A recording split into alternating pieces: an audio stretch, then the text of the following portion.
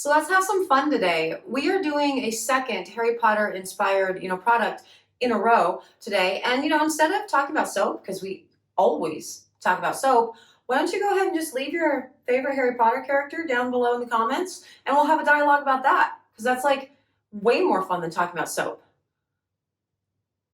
Which I probably shouldn't say on a soap channel. Hi, I'm Mrs. Soap and Clay. Let's make stuff.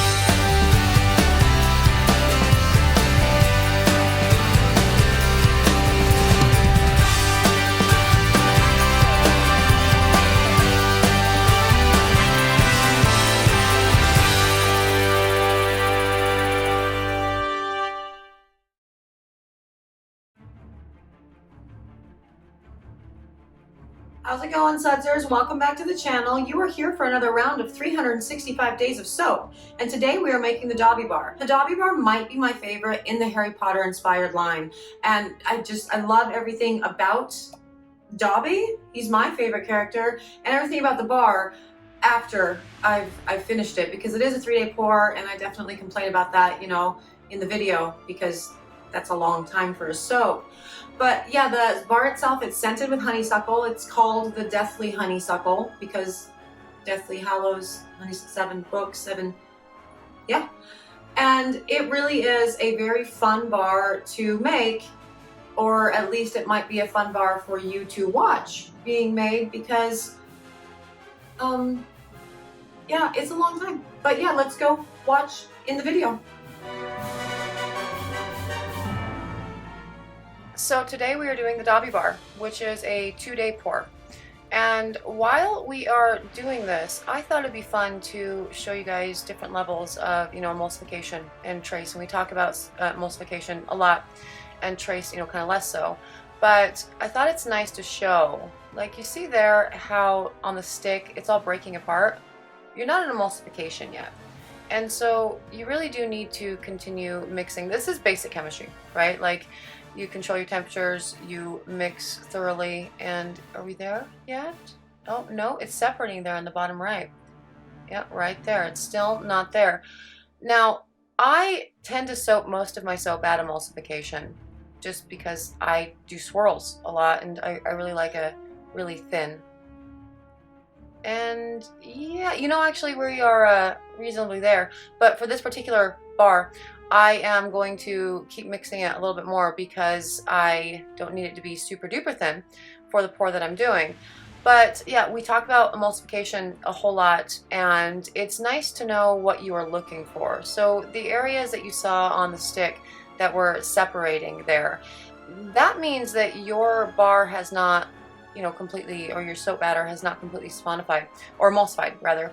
And so when that is the case, what you're going to find if you continue to soap at that stage is your bar, when it has firmed up overnight or whatever, it's going to be very crumbly, like very crumbly. You'll be able to break pieces off of it, and what that means is there are lye heavy pockets. The lye has not fully incorporated with the fatty acid chains in the oils, has not broken them down appropriately, has not changed into soap, which is chemically a salt. So it's not gone through the chemical process needed to actually become soap. So I thought that was fun to sort of show you that and what that looks like as far as emulsification, which is where you can stop with soap making. You do not have to go any farther than emulsification if you don't want to, because what emulsification means is no matter what else you do to the soap from that point on, it will become soap, which is good. But spotting what emulsification looks like is, pretty important. And I have seen a lot of soap makers either not hit emulsification, just give it a quick mix and call it good, and they end up with a lot of failed batches, Or soap makers go well past emulsification and then wonder why they're really delicate and complex, pours, the more advanced techniques like, a tall and skinny shimmy or, the likes don't work out. And that's why you're over mixing your batter. And so, yeah, we will actually be looking at the emulsification more throughout this video. But for what we're doing right now, we are preparing the sock portion of the Dobby Bar. And with the Dobby Bar, it is, again, a 2-day pour. It is bar 7 in my Harry Potter inspired soap line. So this is a Deathly Honeysuckle because, the Deathly Hallows, book 7, bar 7, whatever. And so with this, I am pouring a batch of soap into a slab mold that will be, I actually do this differently for every single Dobby bar that I do because this is meant to be the sock in the middle of the bar. And I was inspired for this pour actually by my Mr. Soap and Clay's sock collection because he loves like garishly patterned socks. And I loved that from the book. Like there is, a scene in the book where Dobby has all of these random bits of clothing and like a tea cozy and all of the things and, all the different patterns of his socks. And I loved that and thought that I would, sort of do the Dobby Bar like that. So every time the colors are the same and, everything is, the same as far as the blend of oils that I use, but the pattern is going to be different for every batch of the Dobby Bar that I do. And I just think that's kind of fun. So yeah, this pour is again in a slab that I will give some sort of like random swirl to, and because it changes every time, I sort of just wing it. And then it will set up, and once it is firm, I will cut out the individual shapes for the socks. Now with this particular pour, I am doing a sort of 2-layer pour, so you have sort of the stripes on one side of the bar of the sock essentially, and then on the top I will be doing an in the pot swirl using like a thin lines technique. And that is literally only because I am obsessed with thin lines pours right now. I find it so satisfying to, watch a thin lines pour coming out of the bucket, really, because it's so cool with all these little teeny tiny lines that, show up, and then the bigger, I mean, it's just, I love it and I find great joy in it. So I do the thing. And yeah, so this will be sort of like 1/2 of the socks. And so if you turn the bar over, you'll have like a striped sock. And on the other side, you'll have a more swirly type sock. Is the ultimate, goal and plan with this. But again, it changes for every Dobby that I pour. I think the first ones that I did, they were spotted socks, and then I did some sort of solid color socks with like toes, and then it was, I don't remember, I don't know, I've made a lot of these bars. But yeah, so this is the final stage for the pouring of the slab. We are going to put all of the remaining colored soap batter into the main bucket, and we'll then pour it along the sidewalls for a cool thin lines pour. And I will probably be manipulating the batter some more with, a skewer, because I can't not skewer, to be perfectly honest with you. I like taking skewers to things. It's fun. We actually, like back in the day when I was still sharing the shop space with a dress boutique, the owner of the dress boutique was looking at soap videos or whatever, and she showed me, I think it was her that showed me, maybe it's the other way around. Anyway, she showed me this thing, or we watched this thing where this gal had done, just with a skewer, these really cool designs that totally messed with your, your vision, and it became this really interesting 3D pattern. And I always kind of try to achieve that with my skewer, and I don't know, I haven't actually ever successfully done it, but it's cool to try. Anyway, the thin lines pour thing there, like, I was saying, it looks like ribbon candy as it's coming out, right? It's so satisfying to watch a thin lines pour come out of the bucket. It's just so beautiful. and it's not as cool of an end result in a slab as it is in, you know, a log mold, but that's okay because it's still fun and completely enjoyable for me as the soap maker, and you know, that's awesome.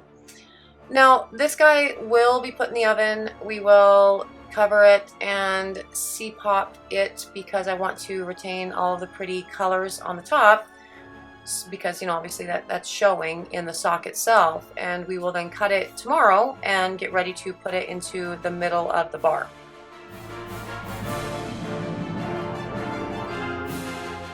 So it is cut day, and I've got soda ash and I don't like it.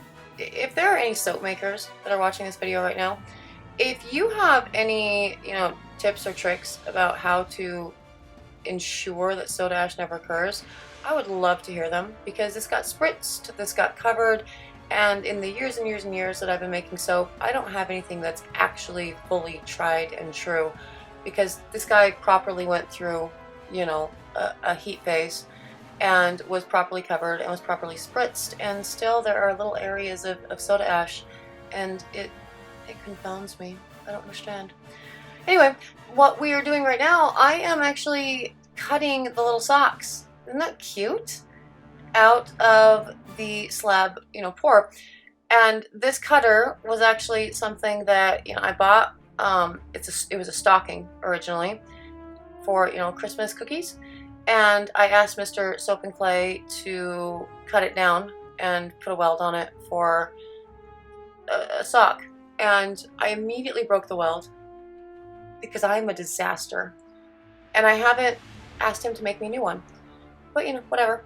I'm actually going to skip all the rest of the cutting of this because it takes a really long time. But there they are, all ready to be put into the center of the bar. So this means secondary pour, secondary opportunity to, you know, sort of spot emulsification and do all that jazz. Again, this particular batch, we are going well past emulsification because I need the soap batter thick enough to hold up all of those socks there in the middle, right? And they're all heavy and they're all, you know, like an inch thick, and it's a thing.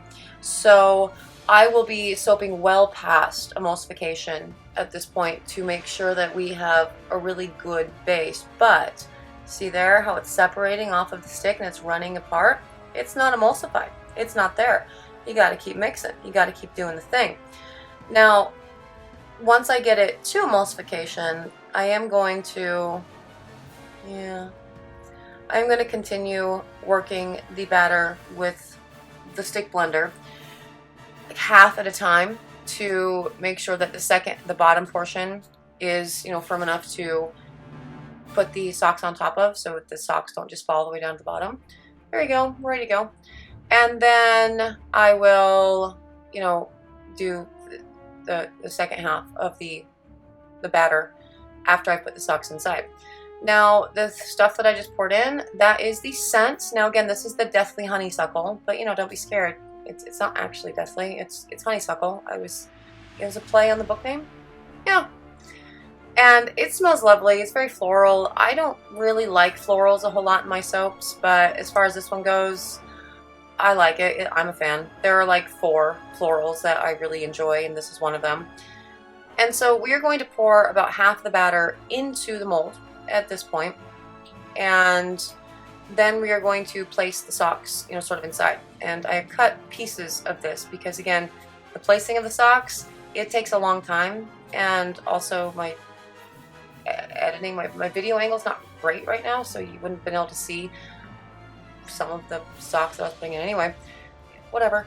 And yeah, so this is a very time-consuming bar, but you know, as much as I, you know, griped about the Griffin Glow bar, right? Like it's a labor of love, and in all honesty, I gripe about it, and it's 3-day pour, and it's crazy, and this one it's 2-day pour, and it's crazy, but I love Harry Potter. I love J.K. Rowling in ways that I cannot fully express ever, but so it seems fitting that I put like the real effort into these bars, when in all honesty I really don't have to. I could just, you know, call a random bar the Dobby Bar. I don't have to put a sock in the middle, but It's a sock. Dobby is a free elf. It's, you know, it's okay.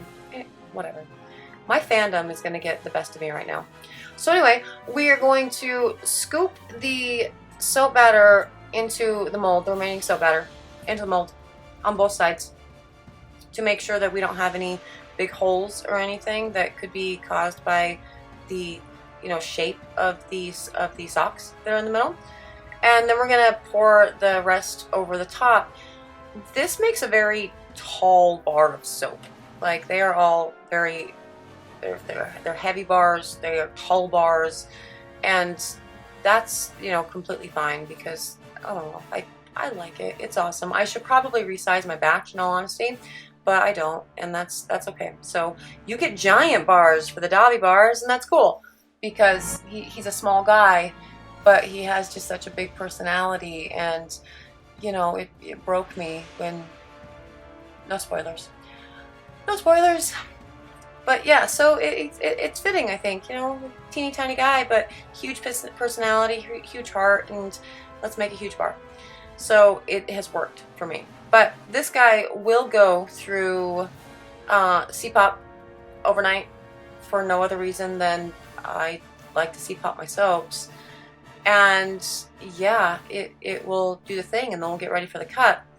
But first, just because it's fun or whatever, I like to make it a little fancy on the top, even though you're never going to see it like this, you know, ever again, because obviously these get cut into 1-inch, you know, chunks or whatever. It's cute, and it, you know, it makes me happy, and sometimes that's all that matters. Sometimes you have to make yourself happy. So I'm writing on the top, Dobby is a free and clean elf, and that's what we have on the boxes for the Dobby bars. But yeah, it's nice. Next up is cut.